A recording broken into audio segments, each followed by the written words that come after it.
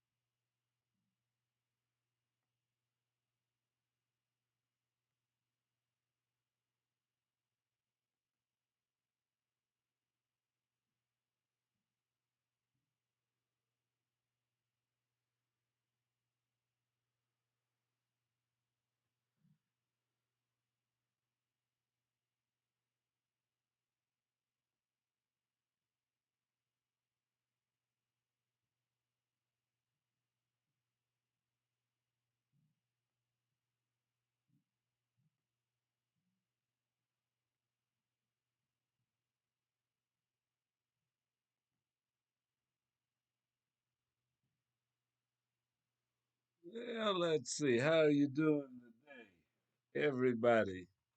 Glad to be here. Let me get my other microphone hooked up here right quick. We want smooth as it possibly can. Yes, yes, yes. All right.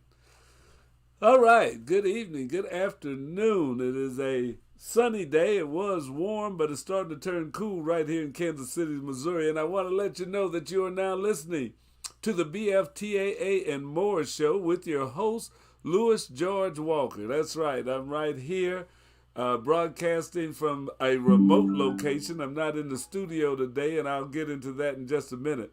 But the BFTAA and More show is a part of the Black Family Technology Awareness Association, who, in partnership with the W.E.B. Du Bois Learning Center, come together and formed a radio station, Knowledge, Understanding, and Wisdom, KUAW. So KUAW Radio and this broadcast of the BFTAA More Show is that product. So we are here and we're glad to be with you. The W.E.B. Du Bois Learning Center and the KUAW studios are located at 4510 East Linwood Boulevard in Kansas City, Missouri. So you can make arrangements, give us a call. We'd like for you to come down and see our space, but we're just glad to be with you this afternoon. Hey, there's been a lot of things going on and a lot of things happening, so we'll tell you about that. But one thing we want to let you know is the Black Family Technology Awareness Association was formed to help eliminate the digital divide that exists in the African American and in other underserved communities. Our goal was to get homes to start adopting the broadband internet and having computers at home for children to learn and to study, to do schoolwork, and also for families to enjoy the benefits of technology and this internet for learning, for entertainment, for saving money, for all the things that you can do when you're involved in your own line. Not that you can't do all this stuff offline, but it's easier, sometimes it's more efficient to be able to do it online. So online has become more and more a part. When we formed this organization in 2004, the internet was crawling along. Most of us probably still use dial-up. We used our regular telephones to dial up to connect to the internet and to have speeds that you definitely couldn't send a video like we're seeing right now. You barely could send pictures. If you send a picture, it might take you 5-10 minutes to download. If you tried to send anything considered like a movie or a gigabit of things, you might as well set aside 7-8 hours to download that or more. 19 kilobits, which that's going over more information than a lot of people knows, but it was very slow. Now that we have the high-speed internet and we're getting ready to go, we went from Web 1 to Web 2.0, and now they're getting ready to go into Web 3.0. Yeah, we're steadily moving. The technology is constantly expanding, constantly moving fast.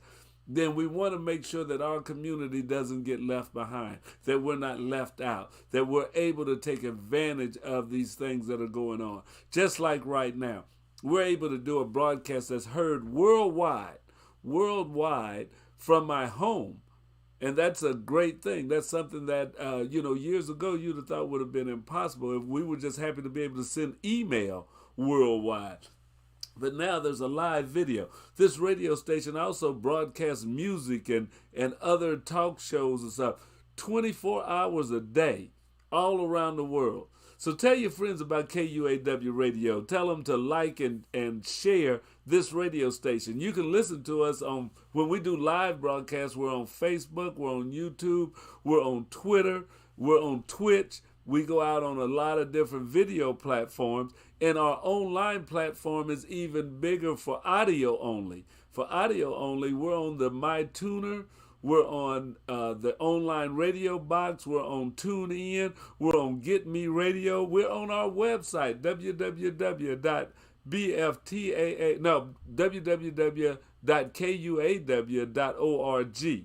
So we're getting the information out. We now have opportunity, and we all have this opportunity worldwide to get our information out around the world to millions of people, to billions of people. So that's something that we need to take advantage of. That we ought to be able to communicate. We ought to be able to work together to share ideas, to share information, to share knowledge. And that's the fun thing. And that's what KUAW is all about: knowledge, understanding, and wisdom. Yeah, so we want to bring that information to you in the best way we can. And right now, this is a very good way to bring it to you. Also, we like to get our young people involved in STEM. STEM is an acronym that came up, stands for science, technology, engineering, and mathematics. That is one of the essential things for moving our technologies forward. Science, technology, engineering, mathematics. That is a field that is steadily expanding, and we have to be a part of it. Not just our community and our households, but our country, our government. We've got to be involved in that because the world is moving fast. And some people that don't have our best interests at heart, that maybe don't really have the same ideals for humanity as our country does, are moving as fast or faster than the United States is. We have to keep up with the Russians, with the Chinese, with all of those that are constantly advancing and moving forward. We can't do that without a pool of scientists, engineers, mathematicians, people that can handle innovation and all the things that we're going to need to stay ahead in this race. Because if you don't stay ahead and fall behind, then you become someone that can be used by others or abused by others. So we want to make sure that the United States keeps its reputation, keeps its standing as one of the global superpowers and one of the most technologically advanced countries in the world. Yes, we've got to have that. And that's something that we need, and it's something that is becoming more and more in danger. When we started this, the Chinese were really just starting, well, they were ramping up, but they were graduating way more engineers and scientists from their colleges and universities and from our colleges and universities than we were. And they still are. Thousands and thousands of engineers are being produced every year. And you can tell that from the research and development and the things that they are doing, they are steadily moving forward. The United States has got to create more engineers, more scientists, more technologists to keep up. And not just to keep up, but to stay ahead of the rest of the world. Yeah, we don't want to lose our leadership position. So that's something that we're about. And we do that with some programs that we have right here at not KUAW, but at the Black Family Technology Awareness Association, which we have a robotics teams. We do robotics in Lego and in VEX, and the kids learn there about mechanical engineering, about coding and computer engineering and computer science. They learn teamwork. They learn how to work together to get a product done and how to make a robot that can compete on a world-class level. That's what we do. There's other organizations in and around the city that do things and have programs. That is what we do. And that's what we do to help young people, help them to get into colleges that specialize in that if they have that interest. We worked with KU and we worked with UMKC. We had college students come and work with our kids, and they were impressed by what our kids were learning. And some of them just in college had came from robotics programs themselves. So that's something that's very important to have in the community. Extracurricular and out-of-school science programs are very important to a community.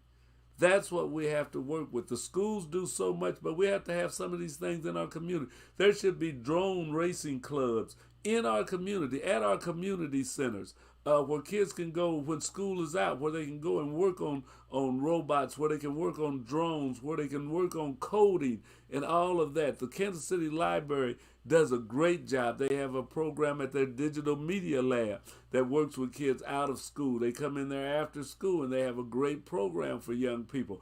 The YMCA works with kids, the Boys and Girls Club. We have to make sure that they have the technology programs that are needed. We also have a radio station that we started, as we said, KUAW, where we're able to learn the technology of radio, of broadcasting, and we want to pass that on to young people so that they can learn to be the broadcasters, the sound engineers, learn that there's a whole world of opportunities out there in a lot of technological fields that if you get proficient, if you learn your math, if you study, if you work on it, that you can be a part of and make a great living for you, for your family. So that's kind of what we do. And what we do to help stimulate that, and we usually do this every week, and we don't want to change now, even though they've kind of changed the way their videos work, we're still able to get to it. So we're going to go to what's happening this week at NASA. We like to bring you information from the National Aeronautics and Space Administration because space is what's going on. There's a big race for space now, and you may not be aware of it, but it's important because it spurs on innovation and technology. So a lot of things that we're learning, a lot of things that we're doing come back to benefit the people on Earth from the space program. There's a lot of research and development that goes into that. And we do need to be expanding into the cosmos. So let's see what's going on this week at NASA, and we'll even check out a little of what's happening with space to ground. Here we go with this week's episode of This Week at NASA. See if I can key that up for you. If I can get me out of the way.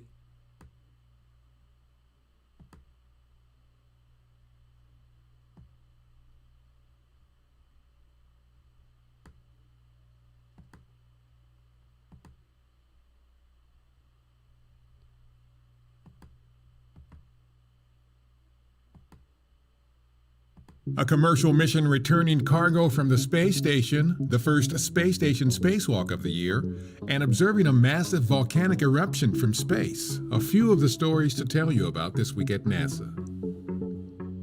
A SpaceX Dragon cargo resupply spacecraft is slated to return to Earth from the International Space Station loaded with more than 4,900 pounds of cargo, including supplies and an array of microgravity scientific experiments. The Dragon's return will cap off SpaceX's 24th commercial resupply services mission for NASA. On January 19th, 2 Russian cosmonauts ventured outside the International Space Station to conduct the station's first spacewalk of the year. During the outing, Anton Shkaplerov and Pyotr Dubrov of Roscosmos performed work to prepare the new Prishal docking module for future Russian visiting spacecraft. The first docking to Prishal is targeted for March, with the arrival of 3 cosmonauts aboard a Soyuz spacecraft. Several Earth-observing satellites are helping scientists affiliated with NASA's Disasters Program collect and share data from the massive volcanic eruption that obliterated the small uninhabited South Pacific island known as Hunga Tonga Hunga Ha'apai. Damage assessments are ongoing, but preliminary reports indicate that populated communities in the island nation of Tonga have taken heavy damage from volcanic ash and a tsunami caused by the eruption. Engineers at our Stennis Space Center conducted the first RS-25 engine hot fire test of the new year on January 19th. 4 RS-25s will help power our Space Launch System, or SLS, rocket on future deep space missions, including this year's uncrewed Artemis 1 mission around the Moon. This was the second overall test in the current test series, which began in mid-December. Each test provides valuable data that can be used to help develop the engines. The team assembling our X-59 quiet supersonic technology aircraft is making great progress with the developmental X-plane. The crew successfully added the tail, attached and tested out the positioning of the nose, performed a system check of the ejection seat, and moved the X-59's GEF-414 engine to facilitate a 3D engine scan. This scan helps engineers better understand the F-414's fit in the engine bay. The X-59 is being built to conduct research aimed at reducing the loudness of sonic booms that can occur during supersonic flight. That's what's up this week at NASA. For more on these and other stories, follow us on the web at nasa.gov/TWAN.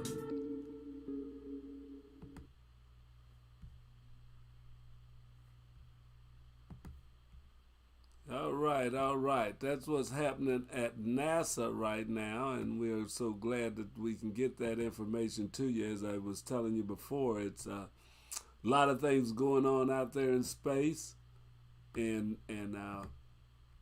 we need to make sure that our young people are involved in it. Wait a minute, you can't see me yet, huh? Can't get them off of the screen. Just a second. Always something to make it a little more fun. What's going on here?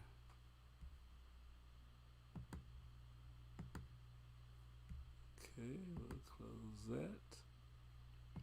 But yeah, as we were talking before, is that going to the moon and getting out from the moon is still something that's impressive.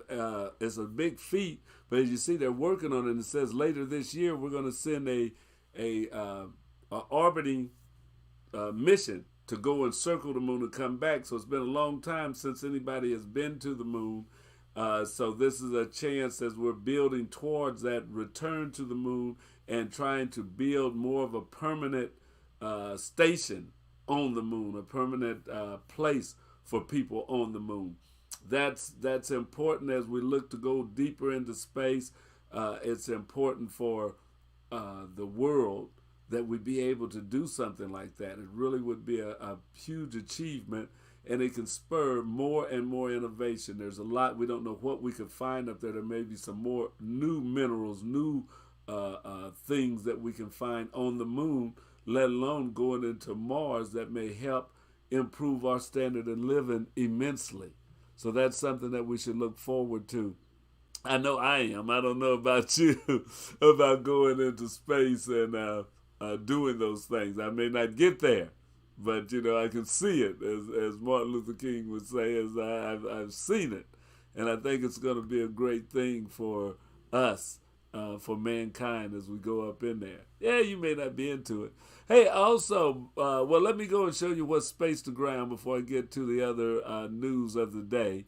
So let's go back to NASA again, and this program is called Space to Ground. So check it out.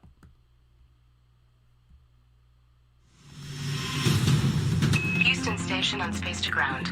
Welcome to Space to Ground. I'm Nilofer Ramji. A spacewalk, cargo dragon's departure, and science investigations. It continues to be a busy week aboard the space station. On Wednesday, January 19th, Russian cosmonauts Anton Shkaplerov and Pyotr Dubrov completed a spacewalk to outfit and configure the Prichel and Noka modules. The duo installed new handrails, rendezvous antennas, a television camera, and docking targets on Prichel. A Soyuz spacecraft carrying 3 Russian cosmonauts who will be part of the Expedition 67 crew is the first scheduled docking to Prichel planned for March. Cargo Dragon is set to return to Earth carrying more than 4,900 pounds of supplies and scientific samples. The SpaceX Cargo Dragon has been packed with samples from experiments conducted aboard the orbiting laboratory and is ready to depart the space station.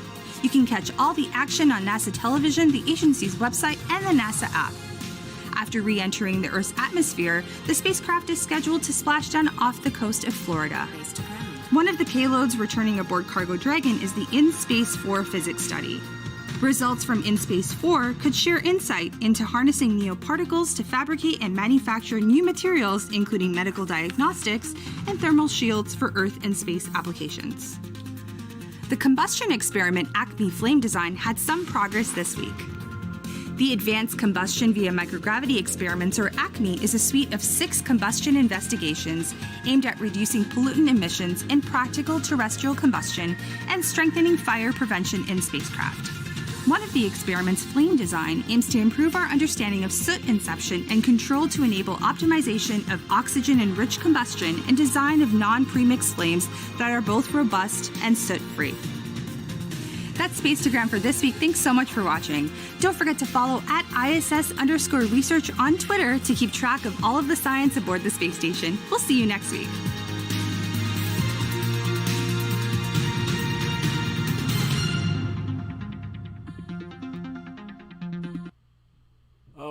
All right. So yeah, those are some of the other things that are going on in space.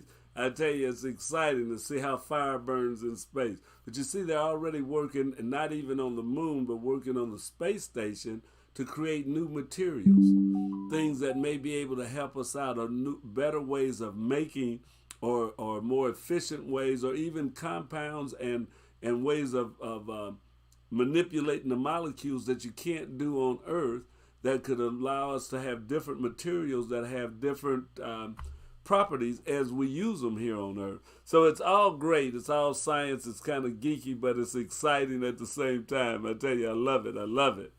But yeah, those are things going on. Now, one of the other things on the news today, since you guys are tuned in here, I don't want to gloss over, being that we are broadcasting from Kansas City, Missouri. That's right, the home of the KC Chiefs football team. Yes. I have to mention that. There was a football game last night that was one of the best. A lot of people are talking one of the best football games ever. It definitely was a good one. I don't know if it was the best ever, but it's very, very, very, very, very good stuff. But our team was victorious. Kansas City Chiefs beat the Bengals. No, the Buffalo Bills. Excuse me. We play the Bengals next. But we beat the Buffalo Bills in an overtime game that went down to the wire to get it into overtime. There was a lot of scoring. I think they said in the last 2 minutes there was over 25 points, or about 25 points scored in the last 2 minutes of this football game. It was amazing. But yeah, they did some great things there. There were scores. We thought we were winning, then we thought we had lost it. Then you think you're winning again, and then it was a seesaw thing. It was really emotional. Patrick Mahomes executed a drive, or engineered a drive, in the last 13 seconds. They got the ball with 13 seconds on the clock and was able to move within field goal range. And Buckner kicked the field goal and made it. He had missed one of the 4 he kicked last night, but he had missed one, so we were kind of worried. Well, my wife was definitely worried. I knew he'd make it and stuff, but yeah, he made that in, tied the game, and then according to the NFL rules, the team that can score a touchdown first wins. So it's like sudden death, except a field goal doesn't count as a sudden death. You have to go and score a touchdown. So if you win the toss and you score a touchdown, then the game's over. Now, from the way I was looking at what they had up there last night, and I may be mistaken, so some of you football people let me know, but I think if you drive down and you make a field goal, then the other team gets a chance. You got to kick off to the other team, and they'll get a chance to score again. So it's kind of like the first team to score a touchdown that would do it. So that was the premise, and Kansas City won the toss, and Mahomes again executed a drive that drove the Chiefs down. There was a couple of great pass plays in there, and Travis Kelce caught one in the end zone, and it was all over, and the Chiefs won. So it was a great game, but I tell you, man, the excitement of that game, watching it all the way through, it would just wear you out. I was tired when we got through with that game. It was almost like I was out there playing. We was trying to pull them through, and it was an emotional roller coaster effect of winning and losing. But it does show you a thing, and I've been seeing some of that online from some people. It's a little thing about life that you can use in life to show perseverance. Now, a lot of people would say, well, even Buffalo thought, they had won the game when they scored that last touchdown. There's only 13 seconds left. We're celebrating, man. It's over. We won this. But the Chiefs got the ball and said, we got to play this till the clock says 0. And they went in, they came out there in those last 13 seconds playing as if they could win the game. and they did win the game. So it lets you know that even when things look like it's nearly impossible, that you can still, if you persevere, if you come out there ready to win, you can still win. You can still pull it off. And we need to remember that in a lot of things we do, because sometimes we give up on projects. We give up on things that we wanted to do. We give up on education. We give up on a lot of things because maybe it gets harder. It seems like it's impossible. I've done so much and it just ain't working. I've worked so hard and I've taken so many beatings and stuff that I just give up. But sometimes you have to just keep coming back. Just keep coming back. Keep striving for it. Keep working for it. And at times it may seem that you'll never get there, but then there'll come a time when the door opens up and it says, come on in. You worked hard for this. You deserve this. So we have to remember that, just like the Chiefs did. It may be 13 seconds left in your life right now, but live them 13 seconds like, it's not going to end. Keep moving, keep doing, keep looking forward. So I think the Chiefs did a good job, and I really want to give my hats off to everybody on the team, because it wasn't just Patrick Mahomes, it wasn't just the offense, but there was defensive plays in there too. A lot of people say, well, it wasn't good defense because there was so much scoring, but you had two of the best quarterbacks in the league, and the game has been designed to score for the scoring to happen. So the fact that your team maybe didn't stop every score doesn't mean that it's a bad team. I think our defensive team played extraordinarily well against one of the best pass-throwing quarterbacks out there, and with people hurt. But you can't talk about that because everybody plays with somebody hurt. But we work. I haven't heard the latest report on Tyron Matthews, but he got hurt early in the game, suffered a concussion, the protocol, so he wasn't able to come back. And hopefully it's not any permanent damage, that he'll be able to return soon, because we know the CTE is real, taking blows to the head, and he was hit by his own player, so it was one of the Chiefs. But the game is a rough game, so he was out. But we hope that all is well for him and his family, that his health is more important than the game. So we wish you well. Also, the linemen, the rushers, and the pass blockers and stuff, those guys worked. They worked. They kept Mahomes with some protection. Yes, he had to run some, but as you try to develop passing plays that are going to take a little time, then the guys can hold them back so long, but then having a mobile quarterback makes it a little bit better for the guys to have time to get open. So it worked, they worked, and it was victorious. Now we have to get ready, because we can't celebrate anymore. It's a good game. We've watched the news, we've seen the highlights, and we've cheered, but there's a team coming up, and they're even tougher than the team that just went by. So we've got to get ready for the Bengals and try and get this AFC championship for the third time, which would really be great, and do it. So the stadium's going to be rocking. It's going to be going. It's really going to be nice. So that's a good thing. Now, moving on. There's a little bit of history that happened in the last couple of weeks that's been fantastic. I just saw a news article on it. And if you're studying, and especially as African Americans in this world, you have to know that history, that in Africa, the early start of civilization was there. And there were a lot of great things went on there. So being of African heritage or descent is not anything for anybody to hang their head low about, but to hold your head high. And I was reading this article today. It says archaeologists found 2 large Sphinx statues during the restoration of a temple in Luxor, Egypt. So we've always seen the Sphinx, that head of a man on a lion that's out in the desert and stuff. Well, that was the one, but now they found 2 more. The temple of millions of years was a vast funerary temple of King Amenhotep III, who ruled about 3,300 years ago. Archaeologists discovered 2 colossal Sphinx statues, while restoring the ancient Egyptian funerary temple of King Amenhotep III.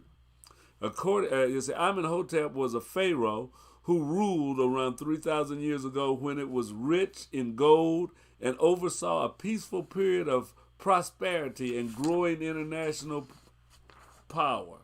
That was Egypt at that time. The limestone statues measure 26 feet in length and depict King Amenhotep III in the form of a Sphinx, a mythological creature with a lion's body and a human head, wearing a mongoose headdress, a royal beard, and a wide necklace, the ministry said.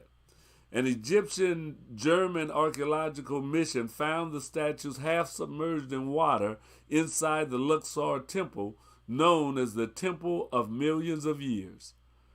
The team also found 3 black granite busts of the goddess Sekhmet, a goddess of war also associated with healing, which is often depicted as a part lion. Remains of the walls and columns were decorated with inscriptions of ceremonial and ritual scenes, the ministry said. So they're restoring a temple or a site that was called the Temple of a Million Years, and they found 2 more Sphinx. So there's still stuff being found. There's still archaeological finds happening on the continent of Africa. And I think there's probably even much, much more that hasn't been discovered about Africa's history. For a lot of years, countries, the civilizations, people wanted to think that Africa never had much civilization, but to the contrary, Africa was full of flourishing civilization. Many different countries, kingdoms were established in Africa and flourished for thousands of years. So it's not something that is unheard of or a surprise that they're finding it. If they look, I'm pretty sure they will find even more and in more places in Africa. So it's kind of great to hear that they're finding, that they're doing and researching that.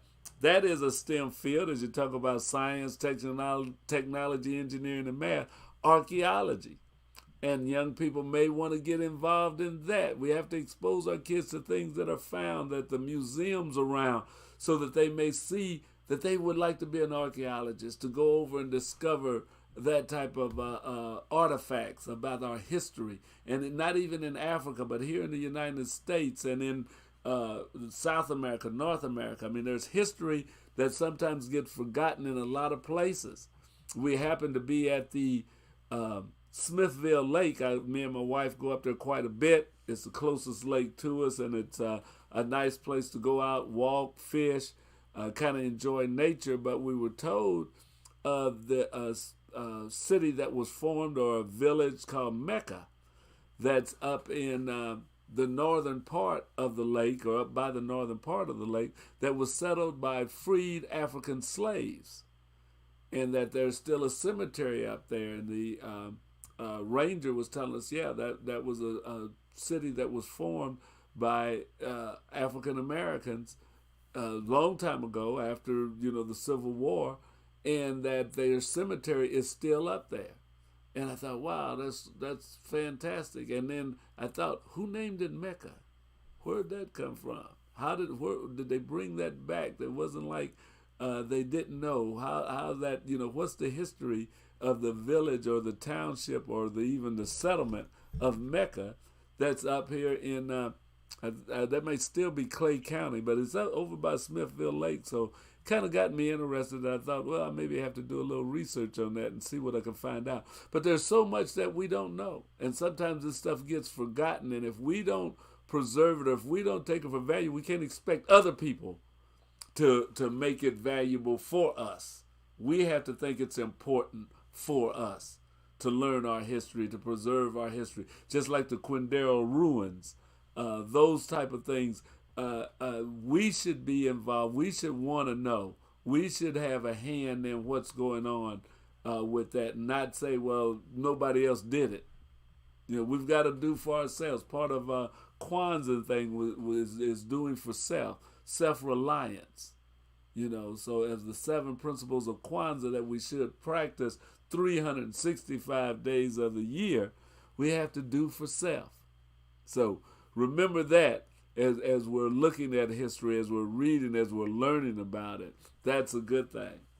The other thing that come up is I've heard something on the news, and then I saw an article on it, and I know President Biden is working on it. But as we talk about technology and we talk about science and engineering, mathematics, all of that in STEM, we have to think about the materials that we use. All of us now have, not all of us, but a large number of us have smartphones. We have a lot of different battery-operated items. We have laptops that are so much thinner than they used to be. We have tablets that are thin, and we can do so much with them. When we carry this powerful computer around in our pocket, that's that cell phone, and we say, wow, this stuff is all neat. But do you know that they're composed of thousands or hundreds of different materials and minerals go into making that? One of the most important materials in all of these new things that are coming out is batteries. You've got that ear pod in your ear. Well, what's powering it? It's a battery. How they make that battery so small? It's tiny, and how does it last so long? How do you get so many hours out of it? And the new batteries, which the old batteries used to be lead acid batteries and cadmium and different materials, that they were a pretty good size, and it was hard to make them small. Well, now they use lithium, and lithium has allowed the batteries to become a lot smaller than they used to be. I mean, way smaller, and to hold that power. Lithium-ion batteries are in everything. Your electric cars have lithium-ion batteries. All your cell phones, lithium-ion batteries. The airplanes, the jets, all of those lithium-ion batteries are everywhere, powering everything. And we say, okay, where's lithium? And what they're starting to realize is that China, as we've been doing all this other things and looking to them for cheap stuff, and as they're steadily advancing and creating engineers and technologists, and they're learning more and more and developing stuff on their own, we find out that a lot of the rare earth materials that we use to make the stuff that is in our cell phones, our laptops, our tablets, our cars, and all of these battery-operated items, it comes from China. Yes, China's doing a lot of it. So now we have the Biden administration's push to reduce the U.S. reliance on Chinese imports.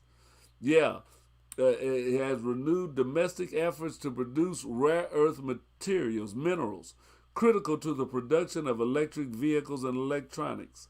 They've got a new bipartisan Senate bill is aiming to accelerate that timeline by banning defense contractors from sourcing those materials in the first place. So that's one of the things they want to do. It says we've got to stop relying, and this is an article that's from Facebook, and it's KUAW Fujita. She's the anchor reporter. I wanted to bring that out to you too, but we've got to stop relying on Chinese rare earths in our defense industry. It's a national security risk to us if China decided to cut us off on those rare earth materials right now. This would have a serious impact on our national defense. And this is from Senator Mark Kelly, a Democrat from Arizona.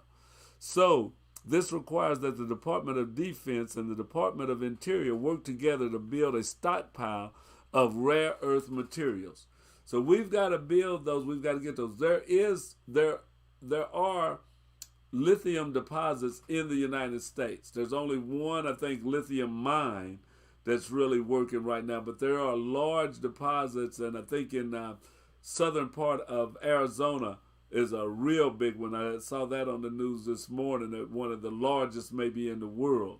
So these rare earths are here, and we've got to start using them here. They were going to China and stuff because it's cheaper. Chinese people are under a system where They can't demand raises like we do in the United States. They may not have the minimum wage level that we have. So it's cheap. And our country, being a capitalistic country, says, hey, we'll go where the stuff is cheaper. And they're going there. But in the meantime, we didn't develop our own lithium stockpiles. As we're starting to get to use more and more lithium, and we need it in everything we do, we find out, well, we're not making it here. We're not mining it here. We're using it somewhere else.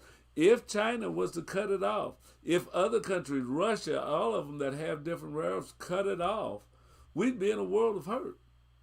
And they're coming to that realization, saying that we've got to do that. It says, this bill marks the latest U.S. attempt to break China's near monopoly on a group of 17 metals that are crucial to the development of everything from smart electronic devices to wind turbines. The country controls nearly 80% of rare earth imports. So that's while the U.S. claims just one rare earth mine. So last month, China moved to strengthen its hold on the market by consolidating key producers to double down on the development of mines in China. So see, China's moving forward with these rare earth things, and we've got to get going using the materials that are right here in the United States. Yeah, it's good to get it from foreign countries, but you don't want to be solely dependent upon a foreign country to provide the things that you're going to need, especially for your defense. Because they say that if you need it for your defense and they cut it off, how you defend yourself? So it says now they've got some special legislation that specially calls for the U.S. Department of Interior and Defense, to work on these rare earth materials and stockpile these products large enough to meet the needs of 1 year by 2025. It also bans the use of Chinese metals in sensitive military systems by 2026 and requires defense contractors to track and disclose the origins of the metals used in equipment it delivers to the Pentagon. This sets the parameters to put the United States in a position that we have to choose to do this. We build this stockpile, defense contractors will have access to it, and we will build the supply chains of rare earths that we need. We don't want to continue to be in a situation where our adversary could cut us off from things that we need for our national defense. And make no mistake about it, we do have sometimes people that are looking to do things not in our best interest. So we have to be prepared and you have to be ready. And I applaud the Biden administration and Senator Kelly for working on this bill. I think it is a bipartisan effort, so the Republicans aren't against this, that our defense is something that is not Democrat or Republican. It's about the defense of the United States of America. So we're working on that.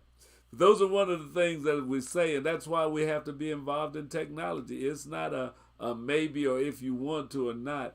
We need to be involved in science, technology, engineering, mathematics for our survival. We need that. You need it to live. But technology has gotten the world to the place where it is. Some may say it's good, it's bad, or whatever, but you've got to have it. I mean, the invention of the wheel was a technological innovation. Metals that now allow us to plow fields and stuff. Those were all technology. They were high tech when they first came out. First guy showed up with a wheel and people probably said, what the heck is that? What are you going to do with it? But it turned out to be a very practical thing that moved civilization even farther, faster. So we have to continue to innovate. We have to continue to think. That's what you got a brain for, is to think. Not to think of things and use them badly. How we use them or how we misuse things is a big problem that mankind has. But the fact of inventing and discovering and making things is natural in us. It's human nature. It's what we do. You weren't put here to stay the same from year to year, from generation to generation. No, it's always been moving, getting better. From time beginning, man has constantly wanted to improve his life. And that's what we have to continue doing. So I hope you will.